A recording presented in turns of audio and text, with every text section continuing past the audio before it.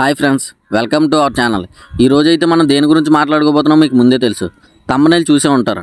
అయితే 2019లో రికార్డు స్థాయిలో గెలిచిన వైఎస్ఆర్సీపీ పార్టీ ఇప్పుడు ఓడిపోవడానికి గల కారణాలు ఏంటి? వైనాట్ 175 కాన్ఫిడెన్స్తో ఉన్న వైఎస్ఆర్సీపీని జనాలు ఎందుకు ఓడించారు?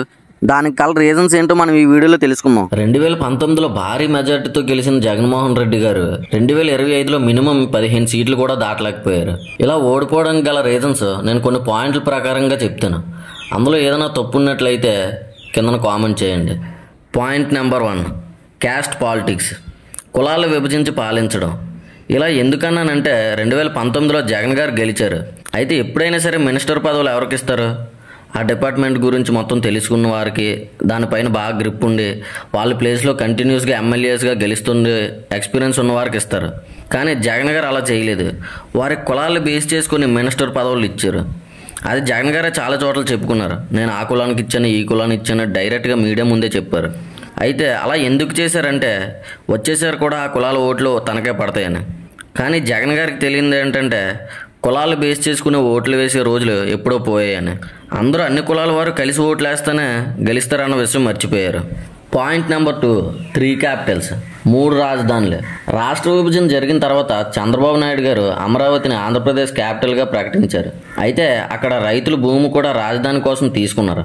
అమరావతిని చాలా వరకు డెవలప్ చేశారు. అయితే ఆ డెవలప్మెంట్ పూర్తి కాకముందే జగన్ గారు సీఎం అయ్యారు. అప్పటి వరకు టీడీపీ ప్రభుత్వంలో జరిగిన డెవలప్మెంట్ని జగన్ గారు అక్కడతో ఆపేశారు. దానికి బదులుగా మనకు ఒక్క రాజధాని సరిపోదు, మనకు 3 రాజధానులను ప్రకటించారు. రాజధాని కోసం భూములు ఇచ్చిన రైతులు ఈ విషయంలో వ్యతిరేకంగా మారారు. అయితే 5 సంవత్సరాల్లో ఒక్క రాజధాని కూడా నిర్మించకపోవడం, ఆల్రెడీ డెవలప్మెంట్ జరుగుతున్న అమరావతిని మధ్యలో ఆపేయడం జగన్ గారిపై ఈసారి ఎలక్షన్లో ఎఫెక్ట్ పడింది. Point number 3, unemployment. జగన్ గారు ఓడిపోవడానికి ఇది ఒక మెయిన్ రీజన్ అని చెప్పుకోవచ్చు. ఎందుకంటే ఆంధ్రప్రదేశ్లో చాలా వరకు యువత పెద్ద పెద్ద చదువులు చదివి ఎక్కడికో వెళ్ళి జాబులు చేస్తున్నారు. కొంతమంది అయితే ఖాళీగా ఉన్నారు. 2019 ఎలక్షన్స్కి ముందు వైసీపీ ప్రభుత్వం గెలిస్తే 20 లక్షల ఉద్యోగాలు ఇస్తానని జగన్ గారు మాట ఇచ్చారు. అయితే ఆ ఇచ్చిన మాట తప్పారు. ఈ 5 సంవత్సరాల్లో కేవలం 6 లక్షల ఉద్యోగాలు మాత్రం ఇప్పించారు. అయితే ఆ 6 లక్షల్లో కూడా 2 లక్షలకు పైగా ఉద్యోగాలు కేవలం నెలకు 5,000 జీతం వచ్చే వాలంటీర్ ఉద్యోగాలు. ఆ వాలంటీర్ పోస్టులు కూడా వాళ్ళ పార్టీ వాళ్ళకే ఇచ్చారని చాలా వరకు న్యూస్ వచ్చింది. పెద్ద పెద్ద చదువులు చదివిన తర్వాత ఇక్కడ ఏం చేయాలో తెలియక బెంగళూరులు, ముంబైలు ఇలా వేరువేరు రాష్ట్రాలకు వెళ్ళి జాబులు చేయాల్సి వస్తుంది. దీంతో రాష్ట్రంలో ఉన్న యువత మొత్తం తమ ఫ్యూచర్ కోసం ఆలోచించి వైసీపీ ప్రభుత్వాన్ని తొలగించాలనుకున్నారు. అనుకున్నది చేసి చూపించారు. Point number 4, Polavaram project. ఇది ఆంధ్రప్రదేశ్ లైఫ్ లైన్ ప్రాజెక్ట్ అని పిలుస్తారు. దీన్ని ఇంతకు ముందు వచ్చిన ఏ గవర్నమెంట్ కూడా పూర్తి చేయలేదు. ఈసారి గెలిస్తే పూర్తి చేస్తానని చెప్పారు జగన్ గారు, కానీ పూర్తి చేయలేకపోయారు. 2022కి 2023కి అయిపోద్దని చెప్పుకొచ్చారు. కానీ ఆ టైం లైన్ ఇంకా అలా పొడిగిస్తూ వచ్చారు. ఈ ప్రాజెక్టుకు వచ్చిన నిధులన్నీ ప్రాజెక్టుకు కాకుండా వైసీపీ ప్రభుత్వం వాడుకుంటుందని స్వయంగా మన ప్రైమ్ మినిస్టర్ నరేంద్ర మోడీ గారే చెప్పారు. ఇదే కాకుండా వాటర్కి సంబంధించిన ఏ ప్రాజెక్ట్ని కూడా వైసీపీ ప్రభుత్వం సరిగ్గా పట్టించుకోలేదు. ఎక్కువగా వర్షాలు పడి వరదలు వచ్చినప్పుడు కొన్ని చోట్ల డ్యాములు గేట్లు కొట్టుకుపోవడం, ఒక దగ్గర అయితే డ్యామ్ కూడా కొట్టుకుపోయిందని న్యూస్ వచ్చింది. అయితే దీనివల్ల రైతులు చాలా నష్టపోయారు. పాయింట్ నెంబర్ 5, సంక్షేమ పథకాలు. జగన్ గారు గెలిచిన తర్వాత మాట తప్పకుండా ఏదైనా చేశారంటే అవి సంక్షేమ పథకాలని చెప్పొచ్చు. కానీ ఉపయోగం లేని సంక్షేమ పథకాలు ఎందుకు అంటే ఏ డెవలప్మెంట్ లేకుండా ఈ పథకాలు ఏం చేసుకుంటారు జనాలు? జగన్ గారు ఏమనుకున్నారంటే గవర్నమెంట్ డబ్బులు ఇస్తే ప్రజలు ఓట్లు వేస్తారు అనుకున్నారు. అందుకేనేమో ఏకంగా 2,60,000 కోట్ల రూపాయలు ఈ పథకాల రూపంలో జనాలకు అందించారు. కానీ ప్రజలకు కావాల్సింది పథకాలు ఒకటే కాదు, దాంతోపాటు డెవలప్మెంట్ కూడా ఉండాలి.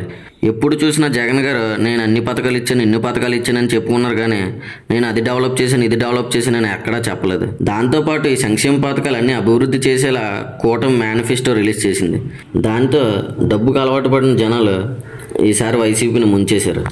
Point number 6, revenge politics. 2019లో వైసీపీ వాళ్ళు పవర్లోకి వచ్చిన వెంటనే టీడీపీ వాళ్ళపైన రివెంజ్ తీర్చుకున్నారు. కొంతమంది నిపుణులు జగన్ గారు ఓడిపోవడానికి కారణం ఈ రివెంజ్ పాలిటిక్స్ అని చెప్పారు. చంద్రబాబు నాయుడు గారు కట్టిన ప్రజావేదికను కూల్చివేశారు. ఇలా ఎందుకు చేశానంటే అది ఒక అక్రమ కట్టడం అని చెప్పారు. కానీ అది ఒక్కటి తప్ప అక్కడ ఉన్న ఏ అక్రమ కట్టడాన్ని కూల్చివేయలేదు. ఎవరైనా కొత్తగా కట్టుకుంటే దానికి వాళ్ళ పేర్లు పెట్టుకుంటారు. కానీ ముందు ఉన్న పేర్లు మార్చి వైసీపీ ప్రభుత్వం వాళ్ళ పేర్లు పెట్టుకుని గొడవలు తీసుకొచ్చారు. ఇంకా అపోజిషన్ పార్టీలో ఉన్న క్యాండిడేట్స్ అచ్చెన్నాయుడు, గొడ్డిపాటి రవి, ధూళిపేల నరేంద్ర కుమార్, చింతకాయల అయ్యన్న పాత్రుడి పైన ఎన్నో కేసులు పెట్టారు. అంతేకాకుండా అప్పటికే చంద్రబాబు నాయుడు గారు రాజధానిగా ప్రకటించిన అమరావతి డెవలప్మెంట్ మొత్తాన్ని వైసీపీ ప్రభుత్వం అక్కడితో ఆపేసింది. కష్టమని తెలిసినా కూడా టీడీపీపై రివెంజ్ తీర్చుకోవడానికి 3 క్యాపిటల్స్ని అనౌన్స్ చేశారు. వైసీపీ ఓడిపోవడానికి మెయిన్ రీజన్ ఏంటంటే టీడీపీ లీడర్ అయిన సిబిఎన్ గారిని జైల్లో పెట్టించడమే. ఆ దెబ్బతో చంద్రబాబు నాయుడు గారిపై జనాలకు సింపతి క్రియేట్ అయింది. అప్పుడే కూటమి కూడా క్రియేట్ అయింది. జగన్ గారికి ఈ పరిస్థితి ఏర్పడింది. ఇంకా చాలా విధాలుగా వైసీపీ పార్టీ ఆపోజిట్ పార్టీస్ పైన రివెంజ్ తీర్చుకుంది. రాష్ట్రాన్ని ఎలా డెవలప్ చేయాలో కాకుండా అవతల పార్టీలపైన ఎలా రివెంజ్ తీర్చుకోవాలన్న దానిపైన ఎక్కువ దృష్టి పెట్టారు. పాయింట్ నెంబర్ 7, మద్యం నిషేధం. 2019లో వైసీపీ గెలవడానికి ఇది ఒక మెయిన్ రీజన్. ప్రభుత్వం పోతుంది, 2 ఏళ్లకో 3 ఏళ్లకో మన ప్రభుత్వం అయితే వస్తుంది, ప్రజల ప్రభుత్వం ముందుకు వస్తుంది. మన ప్రభుత్వంలో పూర్తిగా మద్యాన్ని నిషేధిస్తాం అని చెప్పి గట్టిగా కూడా చెప్తా ఉన్నాం. ఆంధ్రప్రదేశ్లో ఆల్కహాల్ లేకుండా ఒక్క వైన్ షాప్ కూడా లేకుండా చేస్తానని చెప్పారు జగన్ గారు. కానీ గెలిచిన తర్వాత చూస్తే సీన్ రివర్స్. వైన్ షాపులన్నీ గవర్నమెంట్ కంట్రోల్లోకి తీసుకుంది. అదే కాకుండా మందుని డబుల్ రేట్కి అమ్మడం మొదలుపెట్టింది. ఎక్కువ రేట్స్ పెడితే తాగడం తగ్గిస్తారని చెప్పారు. కానీ అదేం లాజిక్? ఆల్కహాల్కి అడిక్ట్ అయిన వారు ఎలాగైనా తాగాలనుకుంటారు. దీనివల్ల ఎక్కువ మిడిల్ క్లాస్ పీపుల్ సఫర్ అయ్యారు. ఇదే కాకుండా వైసీపీ గవర్నమెంట్ నాసిరకం వైన్ అమ్మడం మొదలుపెట్టింది. దీనివల్ల చాలా మందికి హెల్త్ ఇష్యూస్ వచ్చాయి. కొత్త బ్రాండ్స్ని కూడా తీసుకువచ్చింది. ఎక్కడా వైన్ షాప్ లేకుండా చేస్తానని చెప్పిన జగన్ గారు ఆంధ్రప్రదేశ్ మొత్తం ఆల్కహాల్ అందుబాటులో ఉండేలా చేశారు. 2019లో ఇది నమ్మి ఓటు వేసిన ప్రజలందరూ ఇప్పుడు రివర్స్ అయ్యారు. పాయింట్ నెంబర్ 8, స్పెషల్ స్టేటస్, ప్రత్యేక హోదా. తాను ఆపోజిట్ పార్టీలో ఉన్నప్పుడు నాకు 25 ఎంపీస్ని ఇవ్వండి, ఆంధ్రప్రదేశ్కు స్పెషల్ స్టేటస్ని తీసుకొస్తానని చెప్పారు.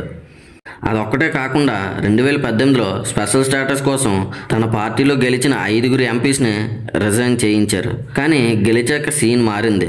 గెలిచిన తర్వాత స్పెషల్ స్టేటస్ని పక్కన పెట్టేశారు. ఆపోజిషన్ పార్టీలో ఉన్నప్పుడు 5 ఎంపీని రిజైన్ చేయించిన వారు గెలిచిన తర్వాత తన చేతిలో 22 మంది ఎంపీస్ ఉన్నా సరే స్పెషల్ స్టేటస్ని పక్కన పెట్టేశారు. ఇది కూడా ఓడిపోవడానికి ఒక మెయిన్ రీజన్. ఇలా చాలా రీజన్స్ వల్ల వైసీపీ పార్టీ ఓడిపోయింది. నాకు తెలిసిన పాయింట్స్ నేను చెప్పాను. ఇంకా ఏమైనా మర్చిపోయి ఉంటే కింద కామెంట్ చేయండి. ఇప్పుడు గెలిచిన కూటమైన మన రాష్ట్రాన్ని బాగా డెవలప్ చేసి పరిపాలించాలని కోరుకుందాం. వీడియో నచ్చితే సబ్స్క్రైబ్ చేసుకోండి ఫ్రెండ్స్.